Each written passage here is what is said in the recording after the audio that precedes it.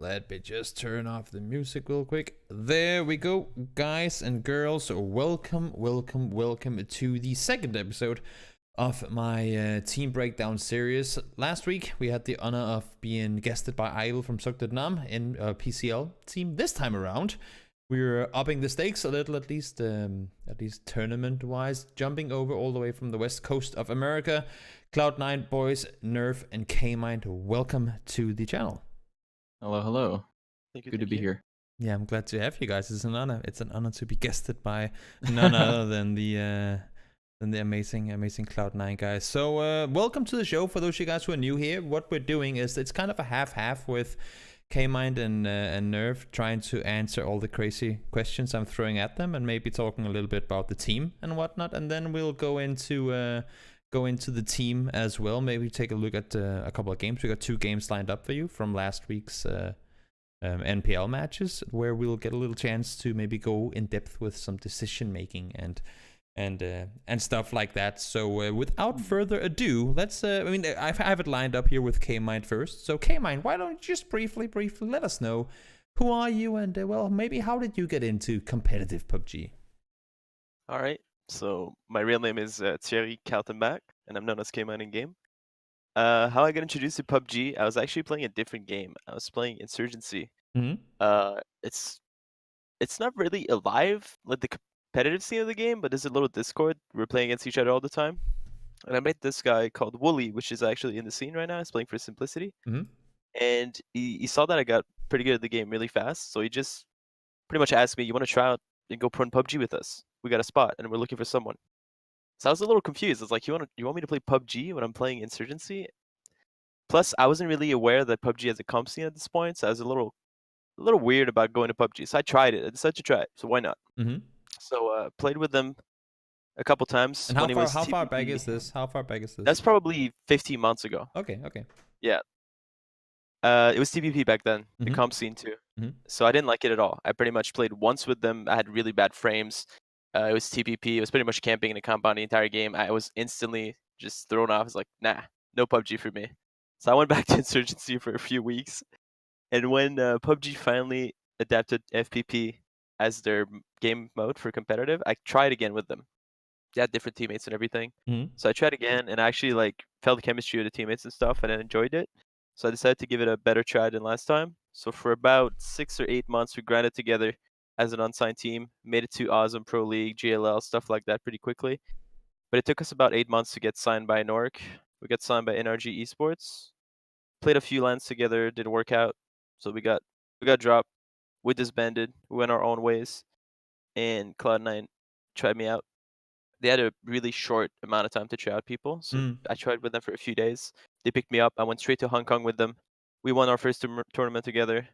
So yeah, that's pretty much how it started. That's a pretty good start of things. Just getting hey, do you want to join our PUBG team? Sure. And then a while later, you get to travel to Asia. That's pretty amazing. Yeah, that's nice. Yeah, that's pretty cool. So Nerf, number 2 guy here. Oh, well, as much number 1 guy as came. I don't want to take anything away from anyone. Sorry, but Nerf, same thing going for you. Can you just tell us a little bit about yourself?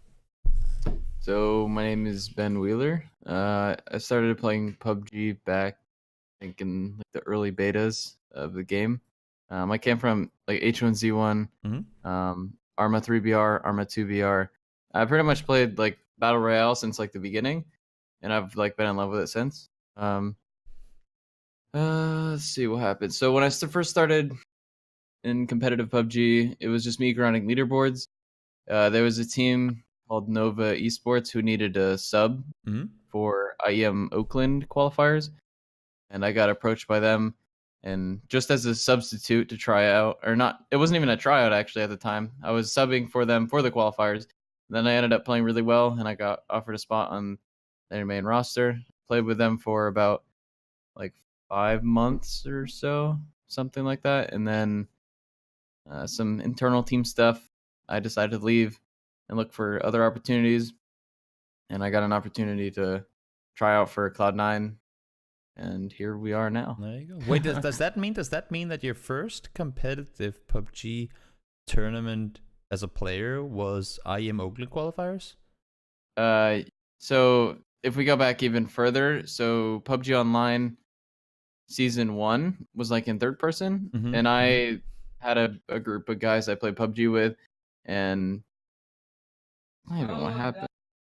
So there was Smithy, you know Smithy, right?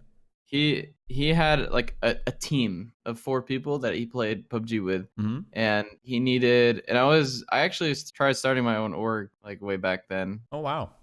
Yeah, I tried starting something small, so I got them into PUBG Online, and then one of the guys didn't really.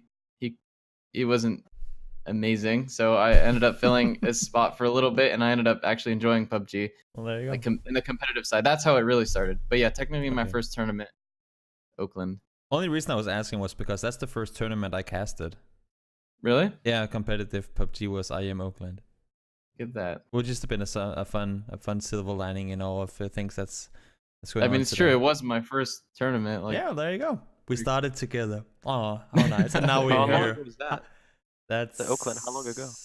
that was a year and a half ago. Yeah, What I are we don't- I now? don't We're in think I was February, and that was thinking. in like I think the online qualifiers were in late October.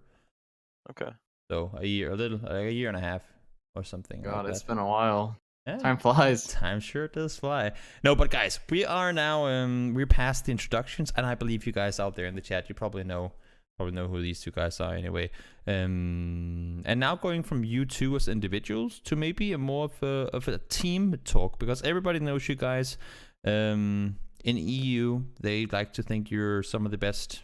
In NA, I think they do the same, and I'm sure that if you go to Asia, there'll be people there saying that, oh, Cloud9, yeah, they're that amazing American PUBG team. So really quickly, and this is so fun because people hate to do this. This is why I'm gonna ask you, because I don't want to have you. I don't want to give you a chance to prepare on this. What is it? Because I mean, you can go back and look at results, and you guys are good at what you're doing. Each of you, if you could say one thing that you believe that you do better than your competitors, what would it be? Oof. One thing per person. So should I say something in the case? You can go first, then you can't say the same. Alright. So it's better to start, you know. This is a tough one. If there's one thing that you feel like you can be honest, you can be braggy about it too. If there's one thing that you just feel like, you know what, Cloud9, we've got this, like this specific thing, we just got it down. I think macro knowledge. Yeah. Like the game. Yeah. Makes sense. What about you, Kay? I would say, I think right now, or like each individual player like know kind of what they're doing. Now it's just to work on team stuff. So I would say what makes us strong right now and keep us like on top of the leaderboard is really each individual player is a good player pretty much. I agree with that. There you go.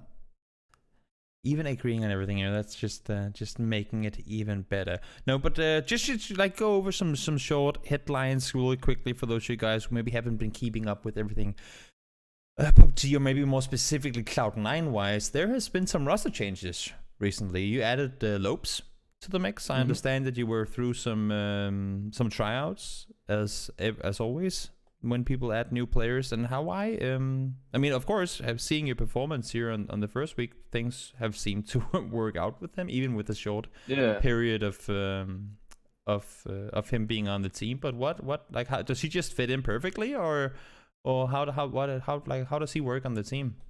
Why him, so we did try it a couple of people, and Lopes fit really well. He's a good player, like individually, and he came from Czech 6 and figured like he could shine like a lot more if he was given a good opportunity. Like maybe, how do I say that?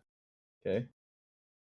I mean, he's new to the scene, right? So he probably doesn't have a lot of experience. Yeah, exactly. I'll be honest and say that when I saw the tweet that they had picked him up, I had to Google him.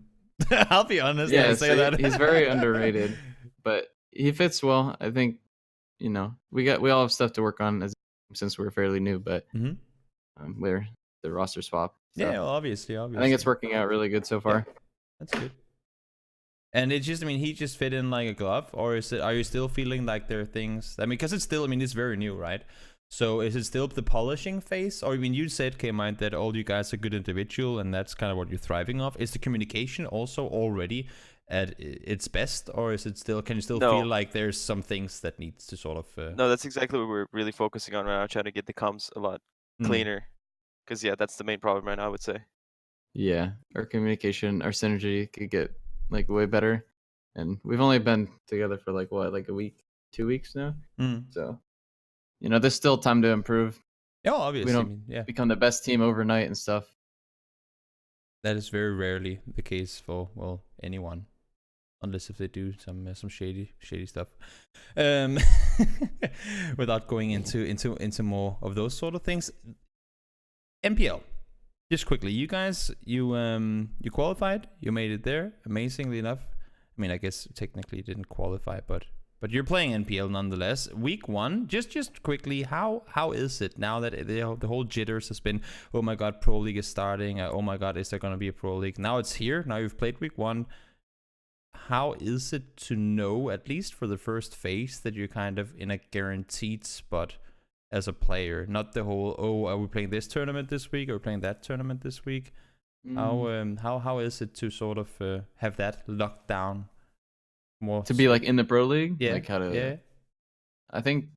I mean, everything that we've worked for the past 1.5 years, 2 years, it's good to finally actually make it. Does that make sense? Yeah.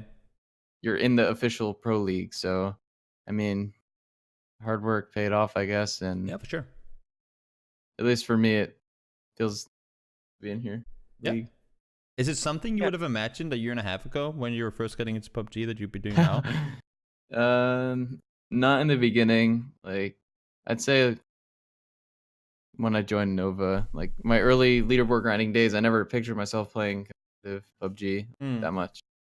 But it was something I wanted after I got introduced to competitive, to keep grinding and hopefully one day make it to, especially playing in the Oakland qualifiers. I was like, man, that'd be really cool to go there. So I try to make sure I worked hard to get to like the next LAN stuff. Yeah, pretty much the same for me. Like when I got into PUBG, I had no idea what I was getting into. I was just like, I got an opportunity, I'm gonna take it, see what happens.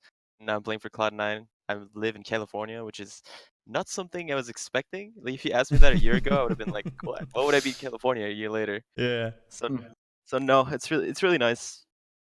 Probably enjoying the weather, right? I assume that Canada isn't that warm these days. Yeah, I went from freezing cold to really good weather. It's raining a lot, but it's still better than snow and freezing weather. Yeah, it's nice. Makes sense. The Profi. Yeah, I can hear him in the background. Hi, Profi. We can say I had the joy of meeting Profi in Copenhagen a little while back during the summer. Yeah, great guy. What? Yeah, he's a nice guy. No, but guys, I'm thinking let's just jump straight into it. We guys there in the chat, we have lined 2 games up for you, and I guess there's a little there's some different things to talk about in each of the games. So I'm thinking, why don't we just jump straight into the matches themselves? So without further ado, let me see here. We'll get that up, and we will remove. I'm doing way too many things at the same time here. There you go. So first game that we want to talk about is the Erangel game on day 2, where you guys managed to plow your way into shooting range, and we'll get to that in a little second. But right off the bat, well, you guys can both see the screen, right? Just be sure that yes, that everything's working. I can see it. I assume Kaymind not answering means yes as well. Hey, yeah. Put your mic closer to your mouth. Is my mic far? Is it cutting up or something? I think it's fine now. Yeah. So playing in the sky, you guys go Pachinki. I kind of want to ask just the stereotypical, why do you go Pachinki? But then again, I mean, it would be dumb for you not to. So it's pretty much, if not the best place to loot right now on Erangel, then at least in the top 3.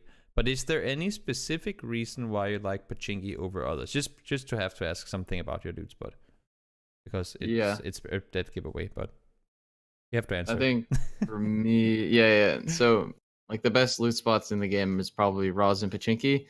I think Pachinki is probably better than Roz because of the fact of how easy it is to get to Millie, to be the first. Because military is the hardest circle, so it gives that advantage over Rozhok and school apps, and it's center city, so you can pretty much be first wherever. But just having the advantage over Roz of being the first to Millie base is like kind of important in the game. So going into week 1, I mean, I know this is day 2, so you've had some time to sort of think things over. When you see a circle like this, you're on the edge, but you being this far on the edge of the circle, do you think immediately we gotta move early, or are you just adapting on what kind of loot you get? Like, you're just depending on if you get loot quickly, we'll go. If you don't, we'll just chill and get in later.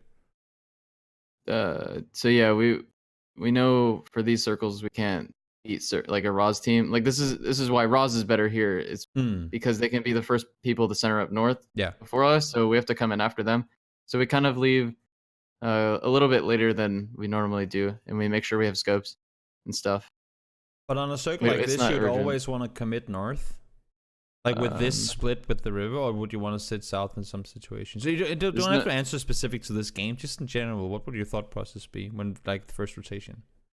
I think it's over rotating to go to the opposite side of circle where you looted. I think it's better to play in the spot that you're given, like the side of the river that you're given, and play around it. Makes sense. And then don't cross before you're like confirmed in what side you're going to. So if we speed things up a little, we don't need to see you guys loot this area for a long time. You make your first rotation south around the guys from Simplicity. I believe you must have heard them, right? Rotating on over, and you stop up here. And then, I mean, I went over this specific play. I don't know if it's a really good play by you guys or insane tunnel vision by E United, but we all know what's about to happen. You jump out to scout. Yeah. And who made the call to push down on foot on E United? That was Profi. Yeah, it was Profi. You knew it already then? Like, as soon as you got out and you saw them drive down, was it just like instantly, guys, let's push these guys, they're not going to be ready for it? Or what happened there is, like, Profi was pretty much calling us to push them because you could see that they were all tunnel vision on another team and they were in the open, not being careful at all. Nerf is a little, like, not sure about that push because we know what can happen that early in the game if you take aggressive pushes. It can be team rotating that hears that and they're just, we're going to stop here, third party, get some easy knocks. But I think it was a good push because they were really not looking behind at all and they were in the open completely. You'll see what happens. They're just, so yeah. And it really helped me. If you were ever considering not pushing, I guess the full green lights go came when you see Caden and Pat come driving, right? Because that's when their focus go from 80% to like 110% on what's happening over here. And you guys just send it up. I think Profi had a good double on the rock. And he did. Once we had that, we knew like it's pretty easy. But it is easy to push the gas station from the south side. So yeah. And you're fortunate because you saw Noble come in from the side. They could have third-partied this. I mean, I don't know how well it would have went for them, but they actually turn around, as you can see, and leave again when they hear you guys fighting. We didn't actually hear them or see them once. No? When we were pushing. No, we didn't hear them. I think that was out of range. Maybe. I think they stopped down here to scout the bridge, but then they saw you guys were fighting like crazy people on the gas station, and then they were like, nope, I don't want to part of that. Not gonna happen. No, so you guys, you get down E United pretty clean. And I mean, would you have made this sort of a push previous to this point system, or did that affect your decision? No, we would have. If we go to that hill, it's pretty. Like I said, it's pretty easy to push the gas station. Like it's even more important now because the point system, like, it rewards kills rather than before. Yeah. So. Makes sense. Plus, it clears another team from our side circle. Might as well take the chance if you have it to clear your side. Yeah, obviously. So you get the wipe, and then right off of that, I mean, you get the loot and whatnot. You stick around, I believe, and that, I guess that's just the call. Wait for next circle, see if we're going south or north, or. Yeah, pretty much. There's no reason to go north, commit north, and I can come back south. Until this happens. Now what? I mean, you're close enough to the river that you could cross, but you also have heard Simplicity up here and know that Envy were down here. Would you ever in any situation just push over? Or do you always, as I believe you do, push like all the way back over? I like to call this Bermuda, but like the island down here. I think playing from the east side of the circle isn't like we're in a good spot where we can wrap around all the teams. So we can go west if we wanted to, or we can go like to the northeast if we wanted to. So what we do here is we wait. Like, there's no point, in my opinion, to play from the bottom right because it's all unknown, and that was like center of last circle. So there's no point in driving into, because it's a completely open field, so it's all compounds. So why would you blindly drive through terrain where it's all compounds and there's no cover? Instead, you can wrap to side of the circle where you can push in on foot and have a chance of fighting. Makes perfect sense. And you would also see that in the end, the majority of teams actually manage to stay alive are the teams on the western side. You have Tempo Storm over here, you have SSG over here, you have the White Team Fade. You guys, I believe that's the top 4, right? So all coming in from the west side in this circle, because as you said yourself, I mean, everything over on this side is, you just don't want to hang out over there. No, so you go a little down south, and then I guess you pick off Simplicity and their rotation. I don't think a lot comes off of it.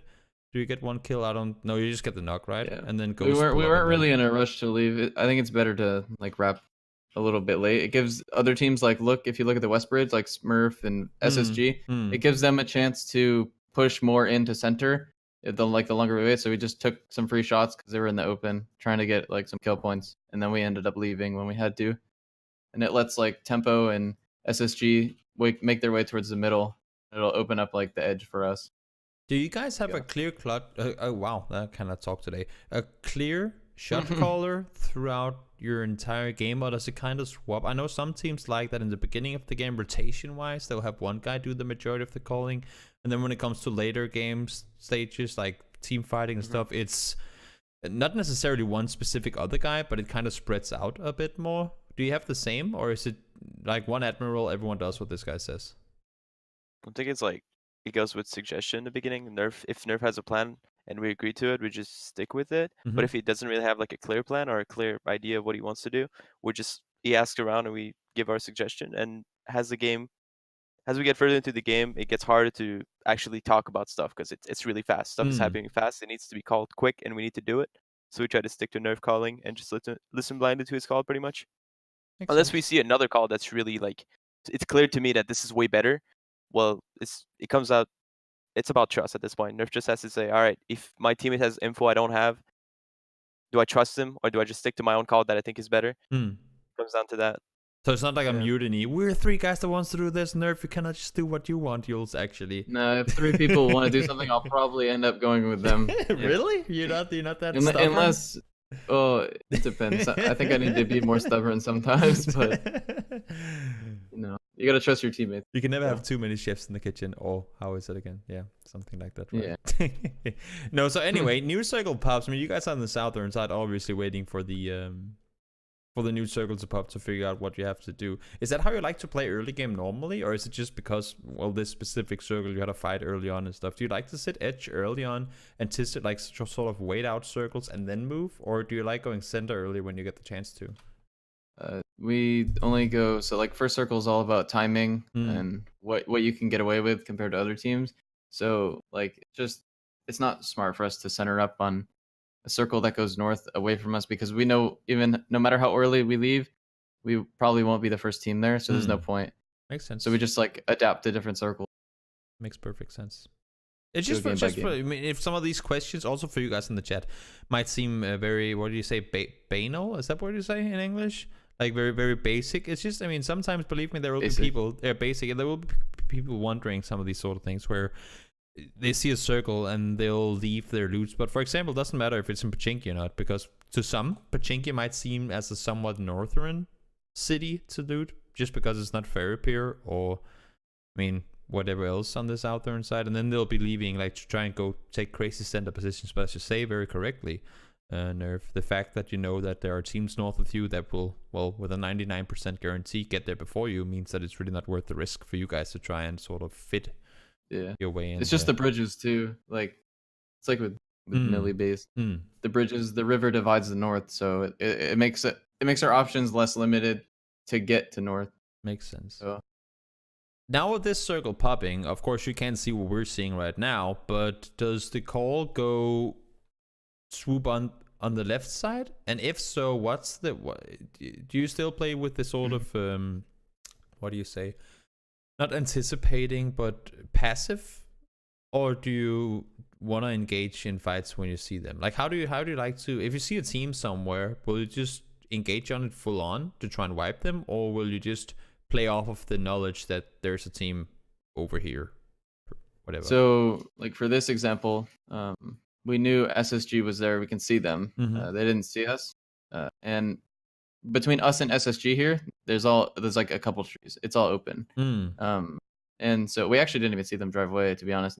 We went to plane to push up on that team. And Oh, you wanted to I swoop actually, around and get yeah. them? So Oh, yeah, if you drive west more, like west of the airplane, there's actually more trees, like to where we go and stop. There's trees there, and we can work with more cover to fight the airplane team. That's what we were Mhm. anticipating, Okay. was to fight SSG there and get kills. Because if we just go straight north, there's It was really open. like no, yeah. Yeah, yeah. They And can the just hold compound could us have out shot at easy. you had there been anyone there and stuff too. So Yeah, exactly. yeah. This gives us at least, we know our south is clear because we just came from south. This gives us our east to worry about, and then just our north, which me and Lobes checked here to Mhm. see if there was any teams north. That pretty much eliminates, like, we only have like one direction to worry about compared to like two. Makes sense. Makes sense.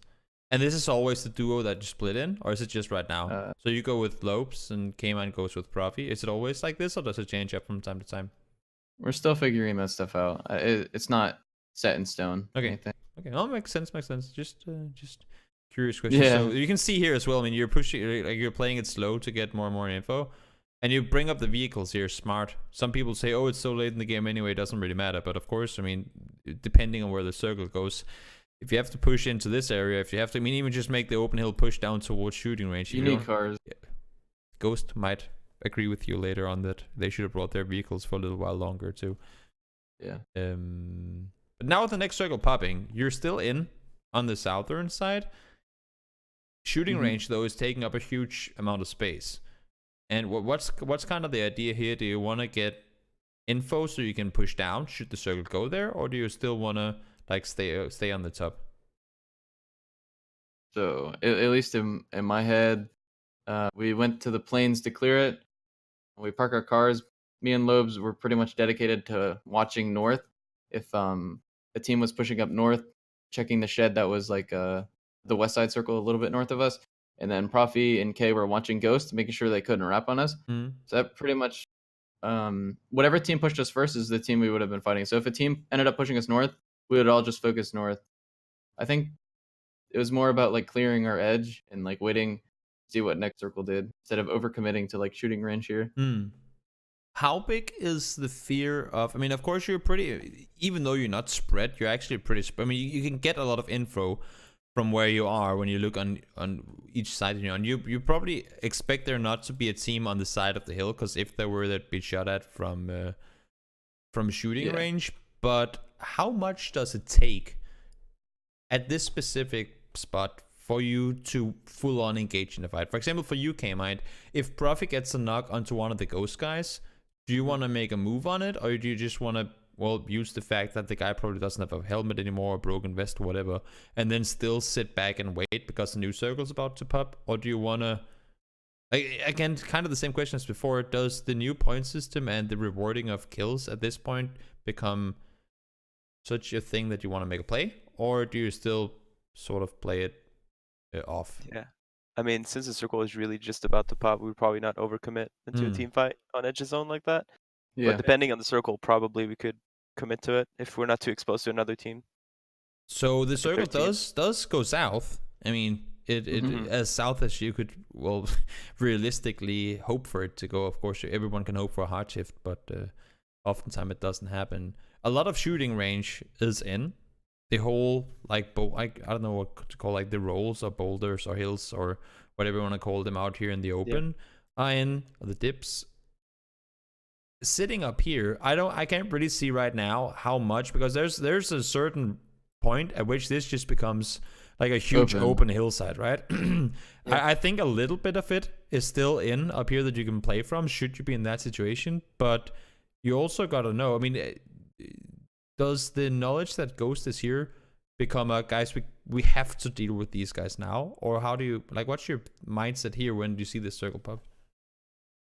It still can come to the hill, and we had our cars, so we know we can get down to shooting like pretty easily. Like, I'm not worried about us dying. Maybe one person will die in rotation, but Ghost had like an open field. They couldn't really push us for free because we're pretty set up, and we made sure that they stayed there. So Ghost is in like a way worse spot. Like, you can see, like, coming up, we've made like a slight mistake. What we should be doing what the main goal here is getting into next circle and then start looking for like free kills down by shooting, like SSG. And what So we also should have done was look down. Yeah, pretty much, and take free shots on them, and maybe take someone else's spot for next circle, since we have vehicle hardcover and cars. But the mistake right here, yeah, we all go to circle early instead of sending too early, and then because we really need to watch our back here. So me and Lobes normally would stay outside circle, walk in with blue. Mm-hmm. Then like we would see end, and we would stop their push and force them to either run into us or just go a different way because they got way too close because we weren't coming in with blue. So is that a tunnel visioning or a miscommunication thing, or is it just that, I mean, sort of heat of the moment, bad timing kind of deal? Honestly, we were looking, see the shed north of us? We were looking there the entire time, and yeah, that shed. And we didn't see anyone. Like, we didn't think it was possible for someone to do what they did. We didn't hear cars a or timing anything. thing, right? As soon as you go into the vehicles, boom, that's when they sent it up. They literally they actually drove, and we didn't even hear them. Yeah, they stopped. I think they jump out of the vehicles around here, and then they go up on foot for the rest, right? That was smart for them to stop like that. But we just didn't expect a 4-man to. Yeah, because somebody mentioned it just before it happened, like just before they actually flanked us. Somebody Yeah, said, that was me. "Be careful about and they could do the same thing they did in scrims." Because the few games before that, they did the same thing in scrims. Oh. But we thought people could shoot them from shooting range. We thought somebody would shoot at them and we would hear it. But somehow they managed to get behind us. Yeah, and also you guys are shooting at SSG, right? So they can't really focus on what's happening over here, because I believe you knocked 1 or 2 of the guys on their team. And Oxy and Wildcard are all like full on focus with each other and trying to hold everyone off, because tempo just crashed down on shooting range. So there are a lot of things going on. That's always another thing. How much info you can get off of what other teams are doing. I mean, one thing is what you see yourself, but knowing where one team is and then seeing in the kill feed that X team is fighting X, is that a big thing for you guys to sort of keep track of, or do you have one designated guy, like you're the kill feed guy, or like how do you sort of dish out those usually roles? For players that are, if you're dead, then you need to be paying attention to the kill feed and so you got that guy do that. Okay, makes sense. Yeah. Makes sense. Because they have more time to like think and do all that stuff. I don't know how we didn't die here. No, that's usually why the team coming in with blue. Looking at this, you have entirety of end here. Ghosts know that you're down here. I guess they're focusing on Whites and Fade. Yeah. But you pretty much go on a full 4v4 here. And I think it's only because Balak gets knocked that Drassel runs back to res. Because they could have third-partied this, not easily, because as you said yourself, there's like a gap, like an open field kind of thing they have to run through, but still, I mean, it's pretty. I think we recovered from Ghost pretty well. I think there was like a slight ridge that was against our back, but I think End could have killed us if they like used their nades a little better. Because usually a team running in from blue, it has the advantage unless like we had hard cover. If we had a compound, obviously you want to be in the circle, but we were sitting next to trees and cars, so usually the team coming in could spread out and like nade us. Yeah, true. Since we're building to height. True. So new circle popped, and now obviously you cannot sit up on the hillside anymore. Does the new focus just become full on YOLO into shooting range, or do you? I mean, when does the 3, 2, 1 go kind of happen? Is that just whenever you feel like doing the countdown, or is it like guys get looted up, meted up, let's go? Like when? How do you make the decision on when to go? I guess you can say. So when I saw this circle, I realized we can't really. So up here, there's obviously not a cover, not a lot of cover. Shooting range can third party us, so it's not like we can go walk up to Ghost and clear the circle edge, or we couldn't even walk up to End, kill them because we could have got third partied. So like in this situation, we can't go for kills. So I looked at the corner of shooting range, saw it was free, and we need to just crash in the corner and play for the circle instead of sticking on edge. Like we had no other options. That was literally the only play we could have done. So it was kind of a last resort. Like you wouldn't want to do it if you could avoid it, but since there was pretty much nothing else you could do, then what can you do? And then here, I mean, it's kind of hard to talk about it off of a map stream only, but we all saw the fight, how chaotic it was with Tempo Storm shooting at you, Wildcat was shooting a bit as well, and all of a sudden, in the middle of everything, down comes Whites and Fade, because they wanted to rotate immediately, but you see one guy get knocked. When you have so many teams clustered on top of one another, Because they all sent it in between you guys, I believe, right? I don't know why they drove. That was thing. They had smokes. Like I looked, they all had. I was just smoked wondering, communication-wise, when you have these sort of like really hectic fights with teams everywhere shooting, is that where the comms go completely quiet and it's just instinct, or is that where it gets hectic? Like That's pretty communication much where wise. it gets a little rough at this point. Rough meaning that you talk too much, or I mean, there's so much going on in games, so even just the game itself, it makes everything chaotic. So keeping comms clear, making sure we're on the same page gets a little rough at this point. It's hard to, like, since we're a new team, well, not a new team, we got a new addition to the roster where it's hard to instantly be on the same page. Like we're not always going to be on the same page. Sometimes one of us is going to think this is the moment to push. We have to go. One other player is going to say, all right, if we push right now, we're going to get their body from north. So maybe we shouldn't do it. So that's where we start like not being on the same page. That's usually where it goes downhill. But we actually made it out of that pretty well. Yeah, I mean, you held off White Sam Fate with a little help from some of the other teams. And then as you see here, as the guys from Tempo Storm try to push in, they get taken out. And then, of course, now your main focus is, as you've sort of solidified your spot in shooting range, you can now focus outward. As you said yourself, you don't want to be the team to be focused on the hill when you're trying to push in. And I guess that's exactly what you do to Ghost, taking them down. And then from here on out, you said yourself earlier when we were talking that you actually wanted to have been playing the hillsides rather than inside shooting range. But I mean, it just comes down to last. It's always when you have these sort of third part, like 3-team end things, as Pertuk goes down in just a second. It's always those. I feel like the third team to engage the fight pretty much always wins it. Yeah. I think if N didn't walk up on us, like we would have been able to get free shots on SSG and then just crash like the ridge and take a fight with them. But we still could have won from this spot. It was just hard for us to peek up because Wildcard was shooting us and we were prone the entire time. Yeah, so completely pinned down behind the broken wall there. They kind of ganged up on you and took you down in third. But I don't even remember how many kills you got that game. Quite a few, as far as a decent amount, as far as I remember. So a good game nonetheless. Of course, you cannot win every single game, but from a Wrangle game over to the game that was played just 2 games later in El Poso. And this is well, I mean, you talked about Kaymind, how you're a new team and clear comms and synergy doesn't come off of 2 weeks. It takes a long time to build up. But is it something you feel that when you're playing scrims is a big factor, or is it just one of those things where you've like, this is obviously something we need to get better at, or this is our main focus point to improve, or like how is it something that you feel is what do you say is like that you suffer from, or is it just another thing you need to improve on? Well, about scrims, I feel like it's kind of hard to learn rotations and stuff like that in scrims since teams play a lot differently. Like when we played scrims, we thought that most teams would start playing a lot more aggressive in this point system. Like it's always like 50 people alive first phase in scrims. So we were expecting something more aggressive. So it's really hard to learn rotations in scrims, which is why I think we're putting most of our focus right now in team fights and comms and stuff like that. Yeah, makes sense. Do you do anything outside of the game itself to improve on the game, if that makes sense? I mean, I saw cool Twitter photos of you in the gym, but but doesn't help us in game that much. Well, I don't know. I mean, it's like it's an energy and fighting fatigue and stuff. Yeah. No, I'm just thinking. Do you do anything? A water review, that's one thing. Do you do any? Is there anything else that you have done or planning on doing to sort of help you as a 4-man squad? I don't know what it could be. About that. Outside of the game, I haven't really thought about that.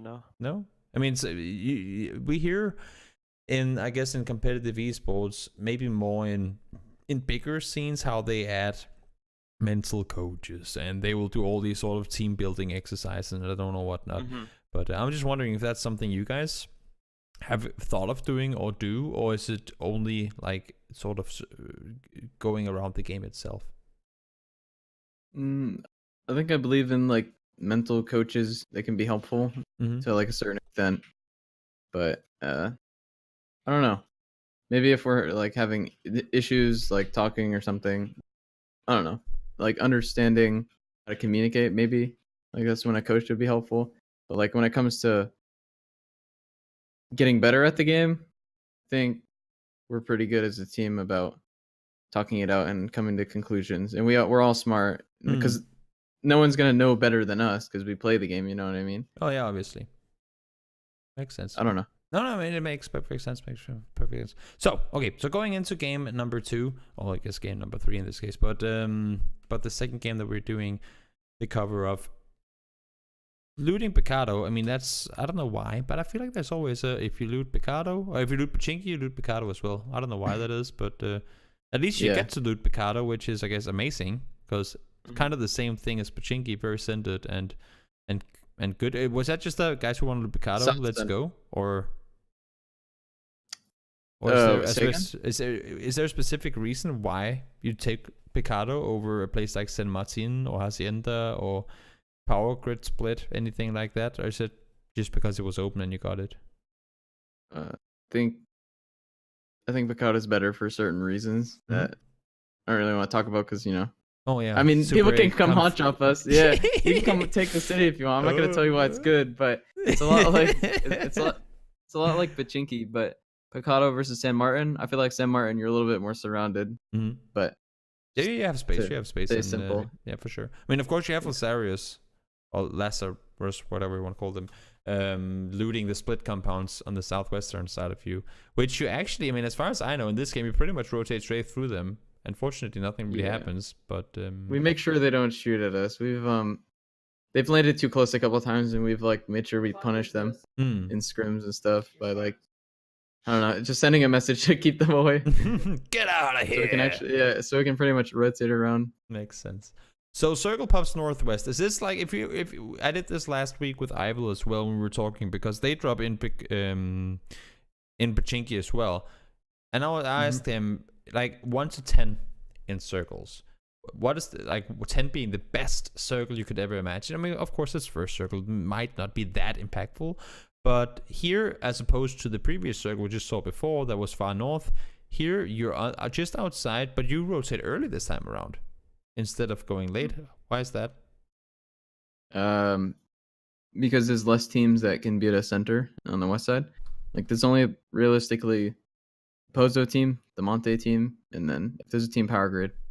Like that, so there's only 3 teams compared to if it went like north, it'd be like San Martin, Hacienda, Minas, like, you know what I mean? It's just all about like timing and where people loot and like what you can get away with, and just understanding like where people will be and like what circles. So you see Wooly, I mean, obviously not knowing that it's him, but see teams up on the hillside actually come rotating on in, and they actually get help here. Is that just kind of because now I accidentally called you passive before? Is that just the kind of the thing that you guys do, where if you see a fight where you feel like you have the upper hand, you never think twice about engaging? Or I mean, I don't know, people you talked about Kaymind, how early game fights can be dangerous, but you still commit 4 guys to this push up here. Is that, I think, to differentiate, this push is a little different because we saw them there and we knew that there was no one in the compound. And that's a hill.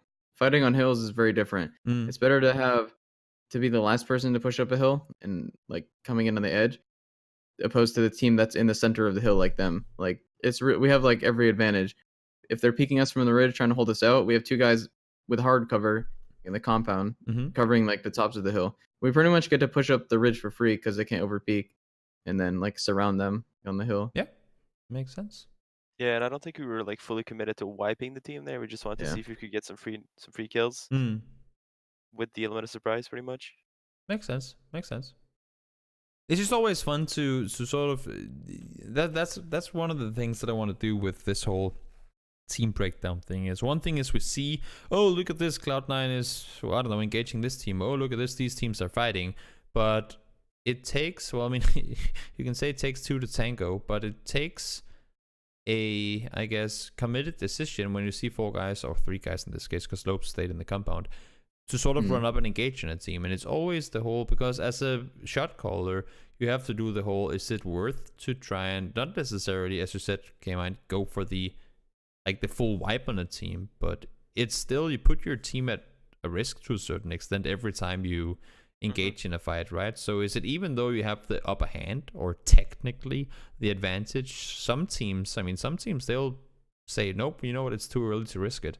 But I guess that's just not something that you guys fear.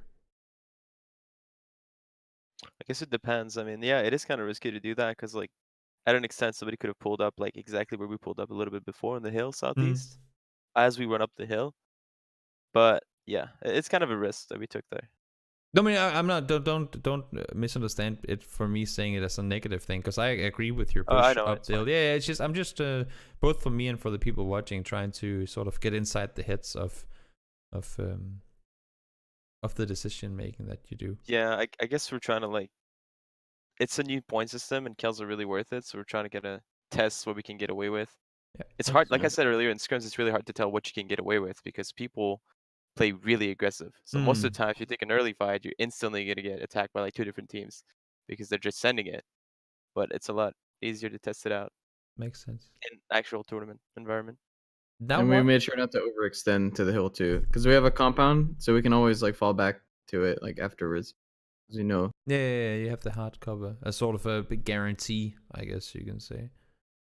One thing that I've wondered though, because that's something that when I was sitting watching the NPL games last week, very few teams, and I don't know if this is something to do with the point system or the lack of, the kill over placement. Well, it's not exactly that, but the change up of the point system. But very few teams split as compared to them having done that earlier. So the fact that you guys actually are sitting 2-2 the way that you are right now, and I think you're going to continue to do 2-2 split later on the hillside as well. Is that something that is just sort of part of the Cloud9 book that you want to split out and get as much control? Or why, like the specific split you have right here, is that just to get more control of who comes in from the southern side, or what's the idea behind it? Like rather than just sitting 4 guys in the compound on the hill. I'm trying to think how to word this, because like I don't want to obviously give away too much, but I guess it doesn't matter. I mean, you don't do crazy strategy leaks. It's just if there's any reason to split the 2 compounds rather than sitting in just one in this case. It gives you positional advantage. How about that? Yeah, makes sense. Makes perfect sense. Circle. You have a bigger share of the circle and you have a better overview. Correct. Yeah, makes perfect sense. As long as the split is good though, like you got to be able to cover each other when you're 2-2ing. Yeah. For sure. Yeah. And same thing, then I believe you kind of leapfrog. Yeah, exactly. You send like you go up and you continue up, and that's I guess the same exact thing. I mean, this spot up here is extremely good. You get like pretty much I don't even know 180-degree angle vision. Exactly. We can see into Pozo from that spot. Yeah, you can see everything. So is that a split you take with Nerf and Profi, or with you and Profi up here? Because of the, well, I don't want to say the fear of the inevitable, but what if the circle goes inside the city, right? Because as most people say, stay the swear word out of cities. We do not want to go there. Is that kind of a thing you guys have as well? Or you're like, no, you know what? It went into Pachinki. You know what? Let's just get the hell in there and see what happens. Or is that like, oh my God, please don't go inside the city? How do you feel? I feel like with this circle, Pozo's like 60, or like not 60. Pozo is the majority of the circle. So if it went anywhere, if it's centered on K and Lobes, then we'd obviously there's no reason to go to the city. But if it goes anywhere else, it would have to like, then the city is like the only like viable play pretty much. Makes sense. Because there's no point in fighting 4 teams. I mean, unless you're just that good, there's no point in my opinion to just fight 4 teams like where simplicity is to fight your way for North. Might as well just go to the city and then cut in front of them a little bit, you know? Makes sense. Because we can see the entire city. Yeah, that's the thing. You have like perfect vision, about like eye in the sky kind of spot for Profi and you sitting up there. And then in a situation where, let's say, if you spot a full team pushing up on the compound, would the call for you guys be to send Kaymind and Lopes up on the hill to you, or would you come down and assist in keeping the hard cover? I know I don't think it even happens. It's just I think it actually happens there, unless it was in scrims. But No. I'm pretty sure you guys get crashed on your south side, right? So we can cover them to a certain SA point. guys come in, 2 guys on the vehicles, but they continue, right? Yeah, I think they leave again. Yeah. I think if the team's committed and they can't like most of I think me and Profi spot. I don't know. It's kind of hard to say. It just depends on the situation. Like if they get first knock, then like we can just help them or we'll come help. Like it depends if they're winning or losing the fight. If they can't leave, I don't know. There's so many variables that like we waited and didn't just immediately crash them when they said they got crashed because they weren't sure if they were even committing. Like they're pretty set up. Like I'm confident that they can get like Lobes or K can get a knock guaranteed pretty much. So we just waited and figured it out if we needed to regroup. But I think high ground's more important. Makes sense. And when especially when of course it's not early game per se anymore. I believe this is circle 4, right? 3 or 4. No, it's circle 3. Yeah. But as you say yourself, I mean, you always want to be in a spot at which you can sort of pinpoint or pin which options you have coming into the next circle. And I think that's what some teams might not do that well. I mean, you can see, you said it yourself right now, especially on Miramar, high ground position, Alpha, Omega, you want to be up there so you can see like what you have available. But is that something that you try to utilize everywhere on the map? Or was that just in this scenario that you wanted to get up? Or do you always think we got to get up on Miramar? It goes for both maps. Like high ground's like the most important thing. You can see the most. It just depends. Like high ground is almost always better from like I would never want to be all 4 on high ground. I think it's better to be 2-2 split. It's because of scouting position more than just holding it as 4. Yeah, exactly. So Noble, they say, I guess we can fit 4 guys into this little house. Is that what makes you guys leave? To say, there's simply too many people around us right now? Or do you just... I think at this point we just wanted to hold an edge of the city, try to get some kills if the circle shifts away from them. I think that was the reasoning here. There's a lot of kills to be getting on the south side. Yeah. Figured we could just hold them out. And it was pretty easy for us to push back. Say a team took where we crashed or where we just came from. It was pretty easy for us to push that later. So figured might as well hold the south teams and make it impossible for them to come in and get free kills. And then we can push back late. Does your, I don't want to say mindset, but like as an individual players, do you kind of toggle a different way of playing when you do get... I know El Pozo has kind of been thinned out and it's not that much of a city like some of the other cities on both Erangel and Miramar, but do you sort of change your mindset when you go from sort of big map rotating and that stuff to this more close quarter style fighting? We talked about before how in hectic fights sometimes maybe comms get a little what do you say, like trafficked. but do you change, like does anything change within the team when you go from like rotating on big fields to sort of this more urban warfare kind of thing?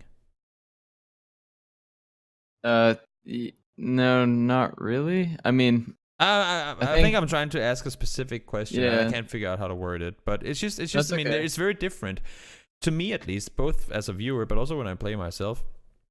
It's pretty much 2 games in one game, one being the big overview sort of the big rotation part of it, and then when you get inside cities, it's as if it's a mini game within the game. I mean, it's like a deathmatch within the game. Yeah. It's the same strats. Like, obviously, if you're in a city, you want to be centered. If you look at a circle and like, that isn't a city, like first circle, you want to be centered, right? Like it just makes sense. But I think, are you talking about kind of like why we left the center spot to go to edge, or are you just talking about no, like? I mean, that makes perfect sense. You want to sit out, so if a circle shares south, you can take whatever comes from the city down to you, and if it goes north, then you will take all the people that come into the city. I mean, that makes perfect sense. It was more of a, I don't know, it's like being a sniper as opposed to being an assault guy in games. It's like 2 completely different mindsets it requires to play those, like to fill those roles, if you know what I mean. But let's just leave that in the past. I'll ask you on Twitter in a year from now, and then maybe I'll have a better way of putting it. All right. No, but sorry. Continuing with the game here. Um, not a whole lot happens. I mean, you sit down here and you try and scout. Obviously, you're not gonna leave here. Does it ever not occur, but does it ever? Do you ever consider splitting when you're in a city, or is it simply too not RNG, but like too risky? Honestly, I think it just depends. Like here, I would rather have 4 people in than the like cylinders. You see the cylinders. We could. I think the farthest you should split in a city is like across the street. Yeah. So you can cross streets easier. Yeah. You bounce from street. There's no point having 2 people at the cylinders because a team, if a team crashes underneath them, like from the field or something, we can't really run and help, and they have an entire ridge. Like we can. The reason why we left that open is because we can push that later for free. There's a bunch of cover to get across the street east of us, so might as well use 4 people to clear our west and south edge, and then go push that as 4 later. Like I think it was just too risky. Does that become the focus point now when you see this circle shift? Like instead of saying we want to get in and get a spot, do you kind of want to say let's just widen our arms out and just hold off everyone from getting inside the circle? Yeah, I think from this spot we can pretty much hold out. This building can actually see like west where Envy's coming. Like I can see all those buildings, so I think this was like a good spot to play late, and then we move in once we know our back's clear. So, like we saw Lazarus running down the hill. We were just shooting at them. Makes perfect sense. Start to get across the street like now. We know our back's clear. I mean, it's pretty picture perfect up until the very yeah, the end. Up until the very, very last fight, I guess you can say. Actually, just looking at it, that's. I mean, you said, Kaymind, that maybe communication isn't just there yet. Obviously, with you guys bringing on a new player, but from what we see, I mean, of course, this is not the in-game footage, but from what we see, it's very easy to tell that it's like the military style playing, right? One guy caught sober, covers the other guys while they're crossing, and it just happens all the time. So despite the fact, Kaymind, that you say you don't feel like everything is on point yet, you must admit that, well, I mean, you guys, at least in this game, look like a team that's played together for a very long time. Yeah, like I said, we're definitely not doing horrible because we managed to get 3rd place, but it's still the main thing that I think we need to improve, and I think we all pretty much agree on that. I'm not saying it's not horrible. Like our comms are not that bad. It's not like a mess all the time. No. But sometimes it gets a little out of hands, and that's what we're trying to Micro work on. stuff. Yeah, I mean, it's always good to know what you have to improve on, right? Yeah, for sure. Because our rotations are, I think our rotations are pretty solid. Most of the time we like manage to get a good spot in the circle. Yeah, I mean, more often than not, you manage to get to that circle 5-6 situation where teams would, I mean, not always, but oftentimes have lost 1 player, or maybe even 2, and you will more often than not get out of there with at least, or pretty much with all 4 guys alive, right? So, and that's such a big I feel like advantage. our first second circle is pretty strong compared to other. Is it different? I mean, now you guys have played a lot of tournaments. Is it different for you playing what do you say, full NA tournaments to playing against EU teams as well? Well, it's not that different. It's just because people like to say there's the Asian meta and there's the Western meta, but I'm like, is there one Western meta or is there an NA and the EU meta? That's kind of, I mean, like the play styles. Of course, I know it's very team individual now. It's as if like we've infiltrated each other's regions so much with players. But is there to you guys a very clear divide in how most NA teams play and how most EU teams play? I haven't really looked into EU teams lately because there's been no reason to, obviously. Yeah, exactly. Maybe I think there's like a NA versus like EU, I think, like towards the end of the year. I could be wrong about that. Yeah, that's like a global thingy. Yeah, so like then we'll look into the EU teams, but I mean the difference of play, I don't think there's that crazy of a difference. I think it just comes down to knowing what all the teams do. Like NA, we play against the same teams over and over. So our performance is going to be based off of how much we can VOD review. Whereas if we went to play an EU tournament, we might not know what every team does. So it's just like the unexpected factor, I think, is makes a big difference. I don't know about play style wise. thing. No, I was just EU thinking if plays you go first. into international tournaments with a different sort of not mindset necessarily, but just differently than like you expect different play styles when you go up against teams from different regions than just NA. But I think EU teams center more. If I was yeah, because that's about what it. that's that was what I was gonna ask. That I'm just surprised by when I see some of these NA tournaments how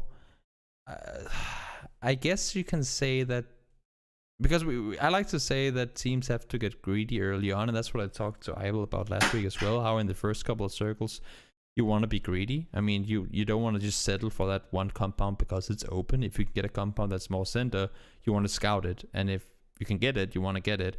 Whereas to some of these NPL games last week, could be because it's just week 1 and teams kind of feeling it out. But I feel like a lot of teams did settle for compounds rather than try and get something better if they could.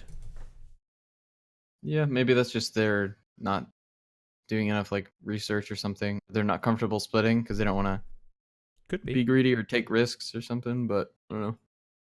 Could be. Definitely different.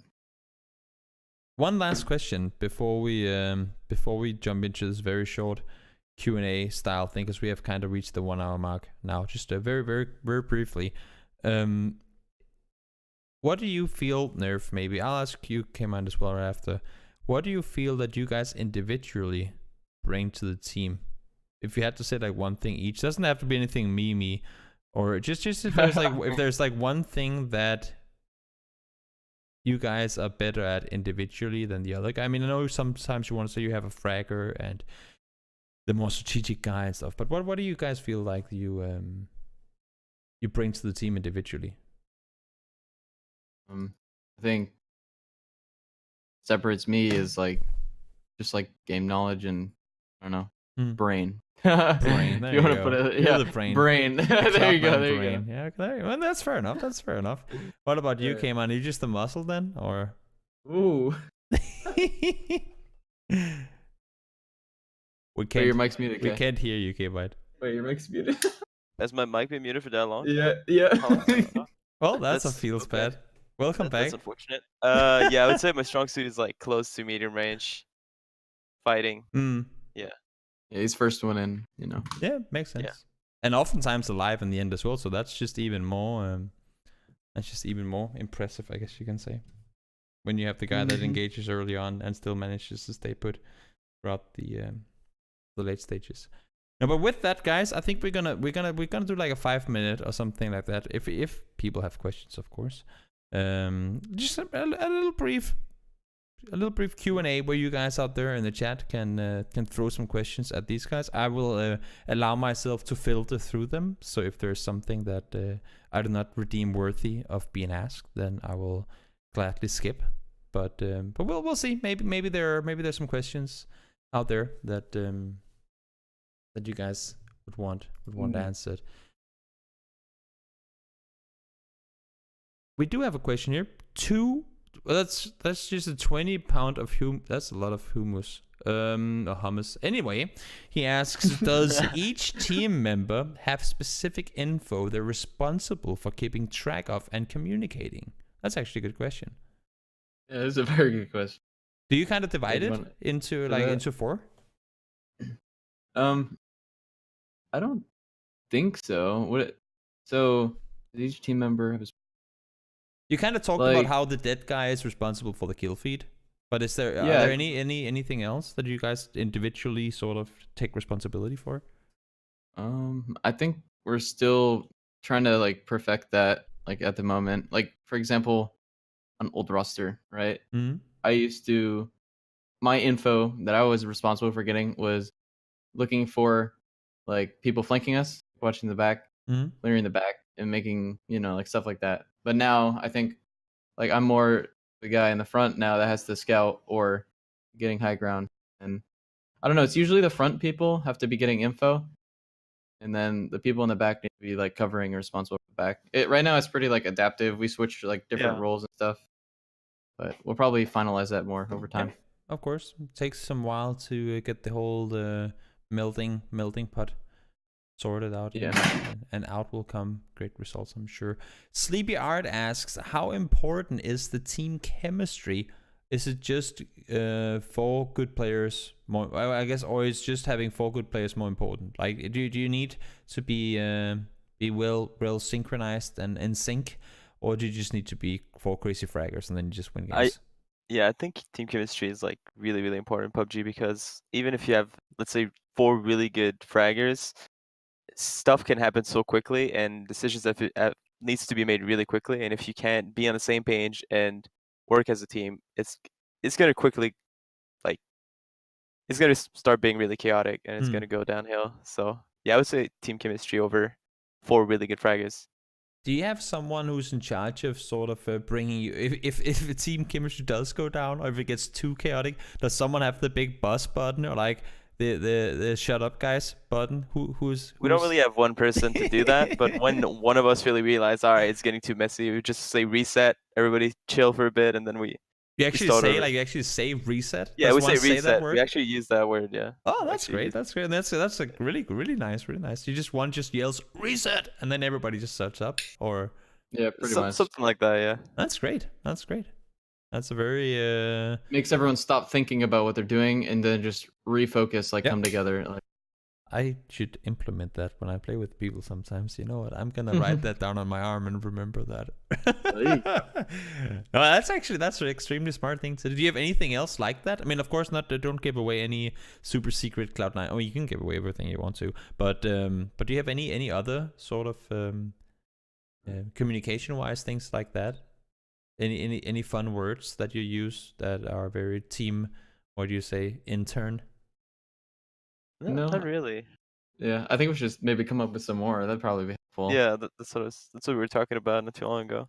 Trying to find some more micro calls that actually means more, and it's quick. Like you just say one word and people actually know, oh, okay, we need to do this now, you know? Yeah.